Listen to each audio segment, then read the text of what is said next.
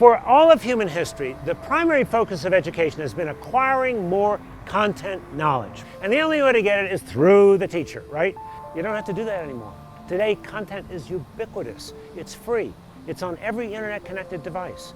And it's growing exponentially and changing constantly. The world simply no longer cares how much our kids know. What the world cares about is what they can do with what they know, which is a completely different education problem. When we were growing up, parents and teachers talked about work ethic, that you really had to want to work hard. But it turns out in the 21st century, work ethic isn't good enough. You can't just intend to work hard. You actually have to know what to do next yourself. You have to be motivated and you have to have knowledge about what is the next step I ought to be taking. If we can compete with other countries, it's got to be in producing citizens capable of innovative thinking.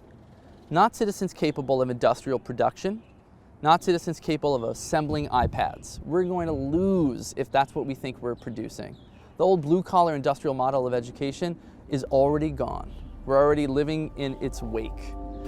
So what is everyone looking for? They're looking for people who can do critical thinking and problem solving, ... in order to get an interview. Critical thinking and problem solving are really table stakes today. They assume you've got that. What everyone's really looking for are people who can not only do their job, but invent, reinvent, and re-engineer their job while they're doing it. A recent study by the RAND Corporation found out that among the state tests that are used for accountability, only about 2% of the items on the math tests measure higher order thinking skills.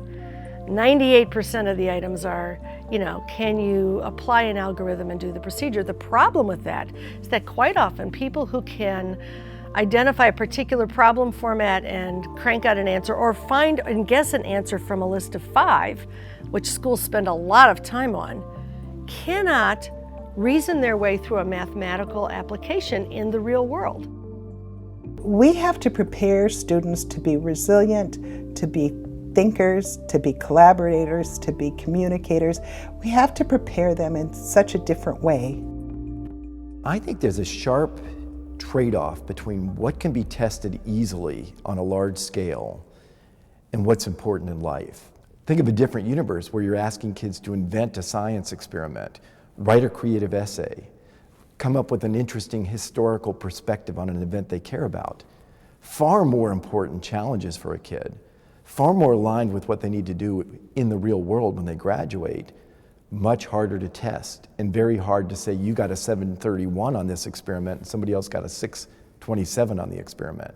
So that's the existential trade-off we face in education. Creativity cannot be taught, but it can be cured. Because to me, creativity and entrepreneurship and in the spirit to innovate, they all are human nature. We can enhance it, we can make it better, but more importantly, a lot of times we're discouraged by forcing people to do what other people think is right, to force people to find answers, not ask questions, to force people to shoot for answers very efficiently, not ask them to explore. There's some really big questions here is, what should we be teaching? Who are our major stakeholders?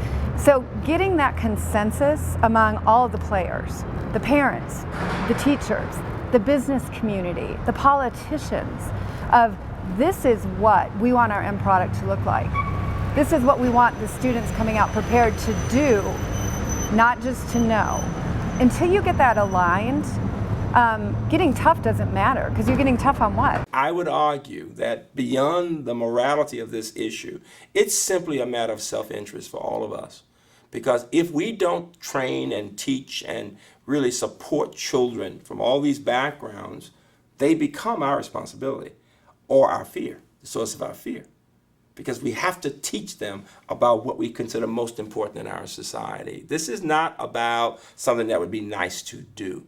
This is about the very essence of our future. This is about who we become as a nation.